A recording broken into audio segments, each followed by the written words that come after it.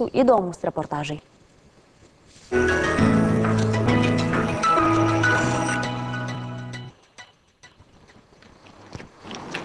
Keliuosi apie 6 valandą, kraunas prekes, aš važiuoju, sutinku daug įdomių žmonių.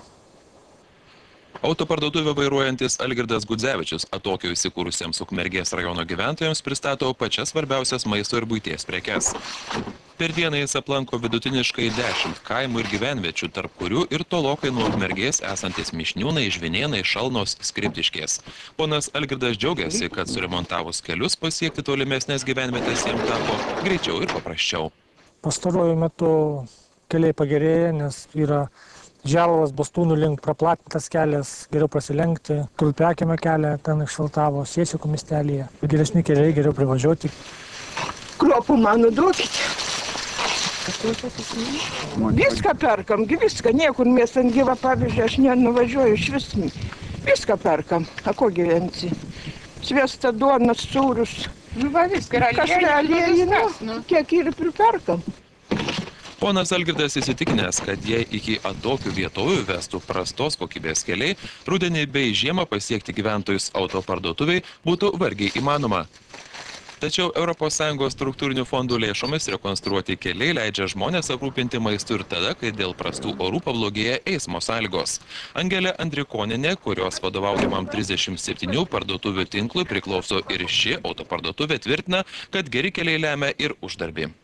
Šią sniegutą žiemą įprasti darbai stabtelėjo tik tai vieną dieną. Kitomis dienomis žmonių nepalikome be duonos, kadangi privažiuoti iš tikro galėjome visur.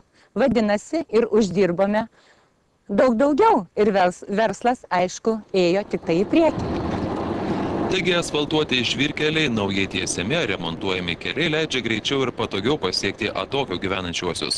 Tuo pačiu ir kurtis naujoms įmonėms išsaugoti senas ir steigti naujas darbo vietas, toliau gyvenantiems žmonėms pasiūlyti naujų paslaugų. Verslo pasaulio atstovai, ar tai būtų Lietuvos būsimieji investuotojai ar užsienio, pirmiausia vertina galimybę būsimoms investicijoms, tarkim, gamyklos naujos statybai, kokia yra mokesčio aplinka, kokia darbo jėgos kaina ir be jokios abejonės, kokia yra infrastruktūra, ar bus patogu atvežti žaliavas tai būsimai gamyklai, ar bus patogu išvežti produkciją, galų gale, ar bus patogu patiems darbuotojams atvykti į darbą. Tai jeigu toje vietoje, tarkim, susisiekimo galimybių nėra, bent jau gerų susisiekimo galimybių, tai nėra svarstymų ir apie galimybės investuoti. Kokybiški keliai palengvina ir siuntas bei laiškus pristatančių paštininkų dalį, džiugina kaimo turizmo sodybų savininkus, kurių sodybos tapo lengviau pasiekti. Pasinaudojus Europos regioninės plėtros fondo lėšomis per pastaruosius 3 metus išasfaltuota 572 km žvyrkelių. Tai beveik toks pat atstumas kaip nuo Vilniaus iki Klaipėdos ir atgal. Šiemet 2007-2013 metų ES fondų lėšomis žvyrkelių tinklą šalyje planuojama sutrumpinti dar 165 km.